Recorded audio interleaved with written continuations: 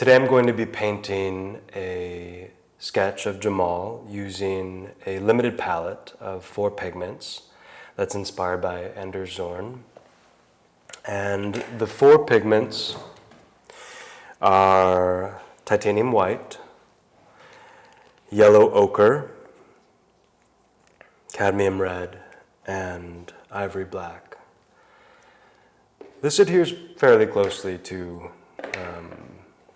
what's believed to have been Zorn's palette on occasion. With the exception of cadmium red, I think typically it would have been vermilion, but I find that vermilion skews a little bit too much towards yellow for me, and I already have yellow, so who needs it? I use cadmium red because it's a little bit cooler and more chromatically red, as I think of it. So I'm going to lay out these pigments on my palette. This here is a gel medium that I really enjoy using. It's quite versatile. It's made by Rublev, which is a great company based in California. It's called Oleogel, and it's a linseed-oil-based medium. I particularly like it because it's viscous and it sits on a palette. So when I've got a setup like this, it sits up here just like the other pigments. So this can be used the way linseed oil is used in other ways to extend your paint and to create more transparency. Let's mix up a brown. It's like, what am I going to use to mix brown? Well, probably start with black. I mean, that seems a little bit too bright. And maybe add some red. Ooh, it's like immediately looks kind of like chestnutty. Definitely in the family of brown. Maybe I want to add a little bit of yellow. So I've got my brown, and I'm really just going to pretend that it's a pencil. Working, some shapes.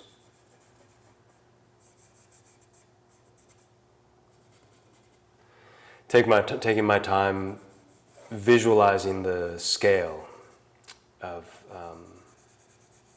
the head, being mindful of the mass, the large shape of the hair. I want to make sure that I don't make the mask of the features so large that the hair butts up against the framing edge.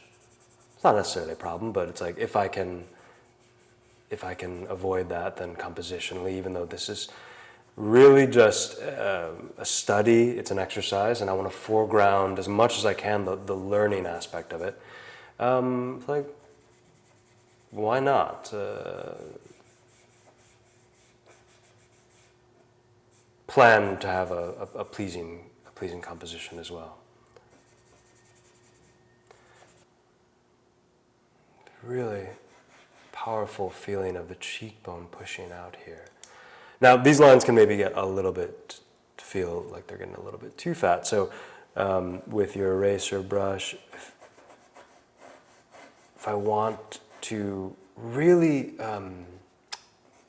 in a very specific way describe something, then I need only take my eraser brush and kind of push the paint away. Sort of reanimate it and shape it.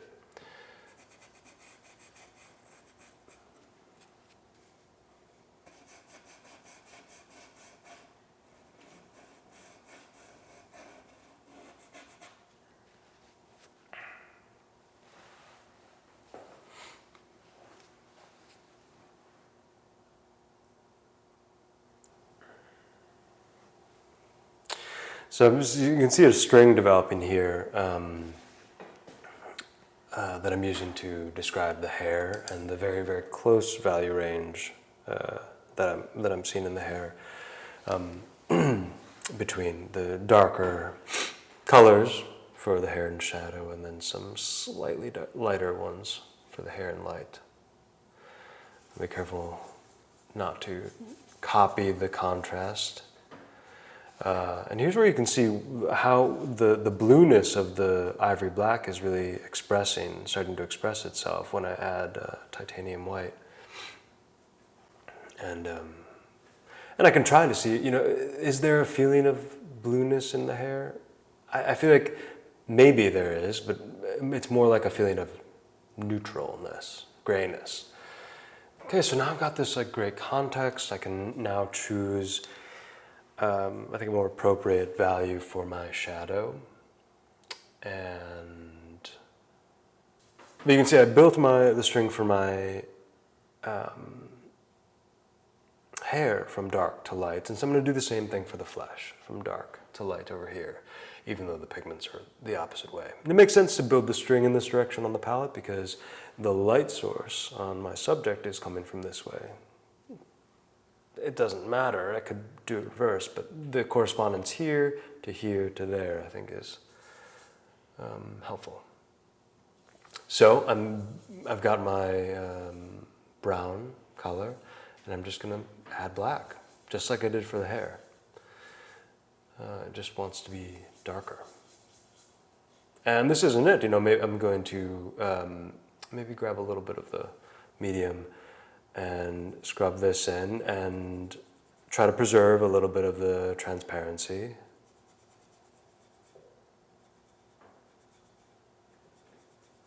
And we'll have opportunities later to adjust this. Let's jump up to the top of the form and just start mixing some other colors. So under a neutral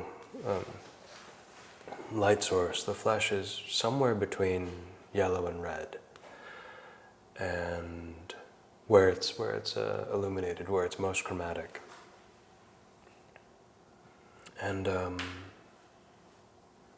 then as it turns away from the light source, it decreases in value. Obviously it gets darker, and but also decreases in chroma. Now this is a conceptual model that helps me, again, have a kind of expectation about what is likely to happen when I look up at something. There are lots of other elements that are going to have to be incorporated into that idea.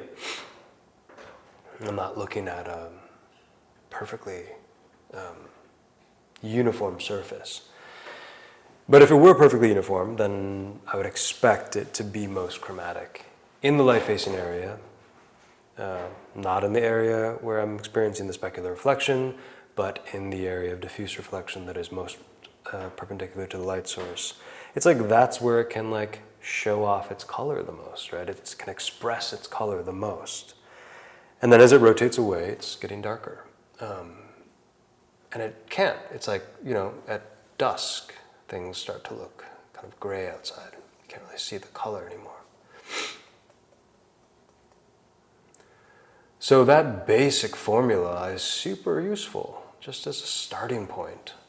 And we see that if we look here, we can really see that. Here's a plane, just sort of remove the cast shadow from your mind, but here's a plane that is very facing the light source. We can appreciate how chromatic it is, somewhere between yellow and red. And then if you start moving this way, it's getting darker, and we'd have to argue that it's getting more neutral as well. These areas just don't look as pure as they do over here.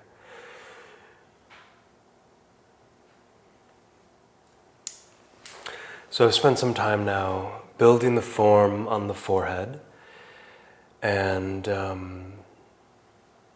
you can see my thinking here on the palette. It's organized primarily in terms of value, from light to dark, and you can see the movement also from more chromatic to more neutral, and then also in this direction, more neutral. We have as our poles white and black, and they're both very neutral, and then these colors are more chromatic. So as we move towards the center, away from white, it gets more chromatic, and then as we move further down in value towards black, it gets more neutral again. And so I'm looking for a play between areas that are a little bit more neutral and areas that are a little bit more chromatic, while trying to keep the hue relatively consistent. While at times I may look up there and feel that I'm appreciating or excited about like some note that feels super green or super purple, I want to remember that the degree to which it's different is very, very small. And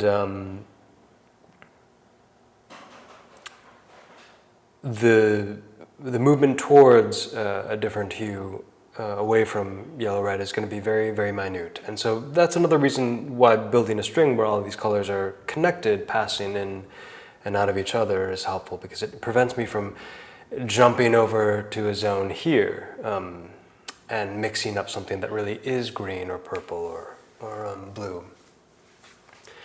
And this is, again, if I want the overall effect to feel continuous and to feel cohesive.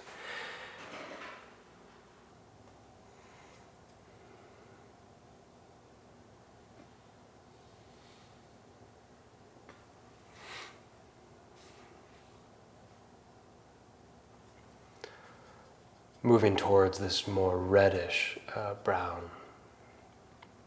It's quite good. On the features, on the eyes, nose and lips.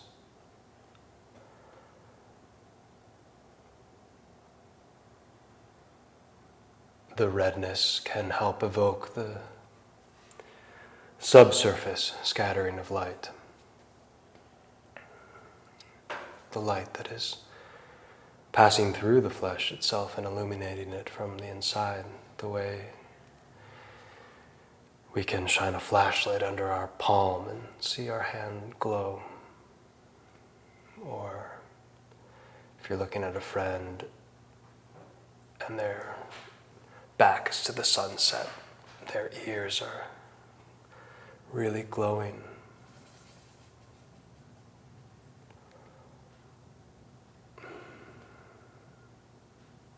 And that's the kind of thing, that redness, that at first glance it's maybe not necessarily obvious until, it wasn't obvious to me until someone said look for that, and also look for it in paintings. There are things, there are choices that work in paintings even to the point of where you feel like you're just inventing it. But it only feels like you're inventing it when you still haven't connected it to what you're seeing, or perhaps your eyes are still getting becoming sensitive to these very, very small differences in hue, value, and chroma. And then once they do adjust or strengthen or become more sensitive, then it's like those little moments magically start to appear. You're suddenly aware of them.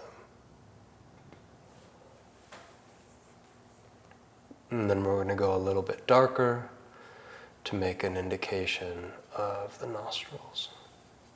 And I can really feel how much I'm struggling to maintain my value string, because even just a touch of white is like being pulled over here, and that makes it hard to maintain the rich dark of these mixtures. So again, like, organization is super important.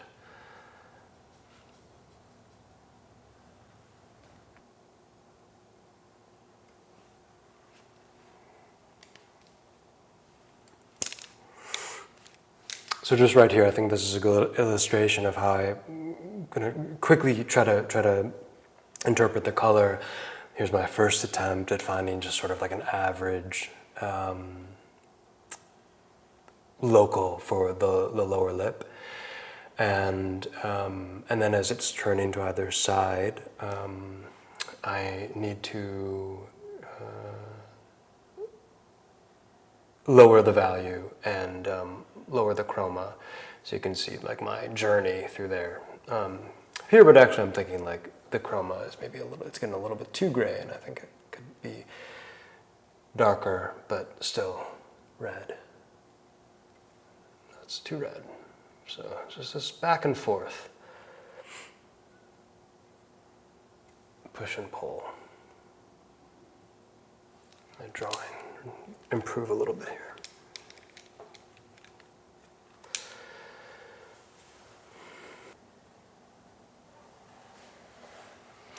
Really working to create just like a very, very small difference between the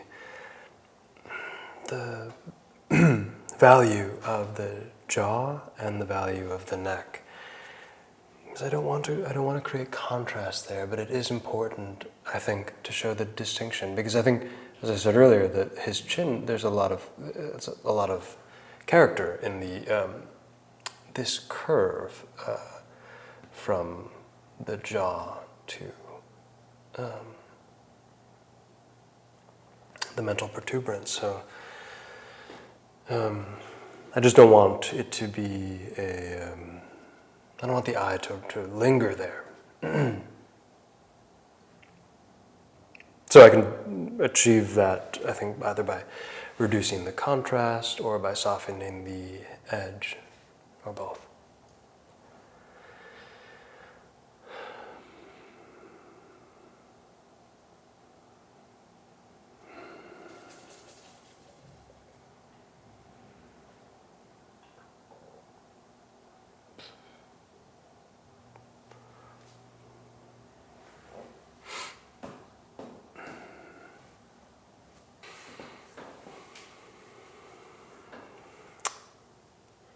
So that's it for the pose. The last pose, I really just kind of like wandered around, making little touches here and there. Some things were improving the drawing, other things were adjusting values a little bit.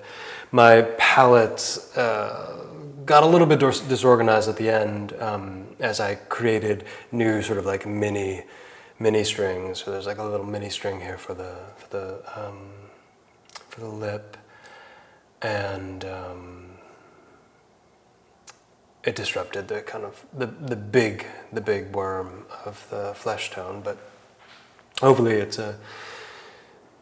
still clear that I'm trying to organize around value, creating a gradation from light to dark, regardless of the hue and the hue, whether it's more red or yellow or very neutral.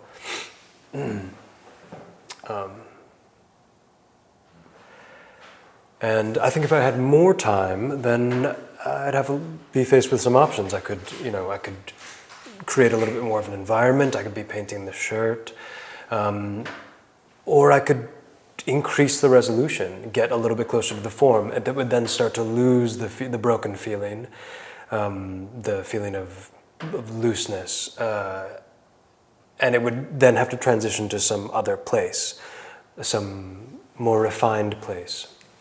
So that's what kind of like the time limit of working. This was a 5-hour pose. Which is relative. Some people think of that as like, oh, a really long time. I think of it as not very long at all. So I'll often do, typically I'll do like a 3 or 4 hour pose. So 5 is great, having a little bit more time, take it a little bit farther. But I like that, imposing that limitation, that time limitation. It's a great opportunity for me to,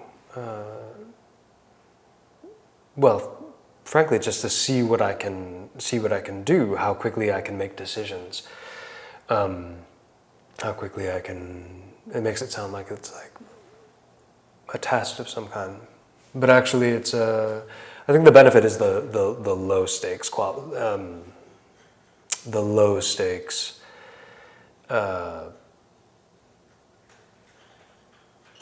Tone, the low stakes tone of the exercise. It's like, don't have to, putting a lot of pressure on myself.